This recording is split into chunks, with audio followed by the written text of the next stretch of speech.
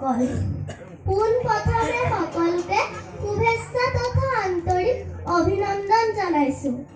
আজি এক ঐতিহাসিক দিন, কিয়নো আজি এই মহান দিনটোৰ আমাৰ সকলোৰে মৰমৰ শ্ৰদ্ধাৰ শেৱালী কলিতা বাইদেউৰ পঞ্চমখন গ্ৰন্থ উন্মোচন কৰা হ'ব।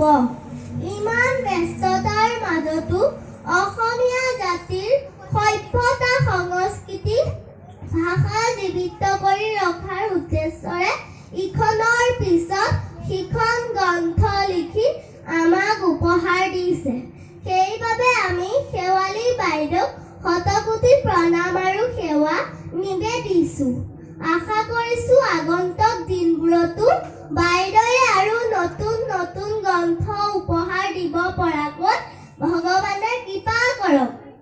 এইখিনিতে মই আমাৰ নৱপ্ৰজন্মক এটি অনুৰোধ কৰিম, যাতে বিজ্ঞান আৰু প্ৰযুক্তিৰ যুগত আমি কেৱল মোবাইল আৰু কম্পিউটাৰতে ব্যস্ত নাথাকি কিতাপ পঢ়িব লাগিব। তেতিয়াহে আমাৰ জ্ঞানৰ ভঁৰাল চহকী হ'ব আৰু এইসকল লিখকৰ কিতাপ তথা লিখাৰ সাৰ্থকতা হ'ব। সদৌ শেষত মই এটি শাস্ত্ৰৰ পদেৰে সামৰিব বিচাৰিছোঁ। কৃষ্ণ